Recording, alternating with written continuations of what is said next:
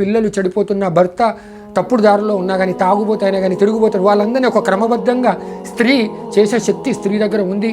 తాను దువా చేసుకుంటూ కుటుంబాన్ని కాపాడుకునే శక్తి అల్లాహ్ స్త్రీకి ఇచ్చాడు. ఎందుకంటే స్త్రీ యొక్క పరిస్థితి, స్త్రీ యొక్క దువా ఎంతగానో అవసరం ఉంది సోదరులారా. ఈ రోజులలో తల్లి దువా పిల్లలకి ఎంతో అవసరం ఉంది.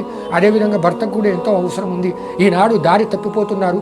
స్త్రీలలో ఖచ్చితంగా ఈమాన్ యొక్క, ఇస్లాం ఒక జజ్బా ఉంటే ఆ ఇల్లు ఖచ్చితంగా అల్లాహ్ ఒక కరుణ ఆ ఇంటి మీద ఉంటుంది సోదరులారా, సోదరులారా. ఖచ్చితంగా ఇది అంటే కేవలం స్త్రీల కోసమే చెప్పే వీడియో కాదు. ఇదే విధంగా పురుషులు కూడా ఉండాలి. ఒకవేళ స్త్రీలు లేని పరిస్థితులు ఉంటే వాళ్ళని ఒక క్రమబద్ధంలో పెట్టాలి. పురుషులు ఈ విధంగా నేర్పించాలి.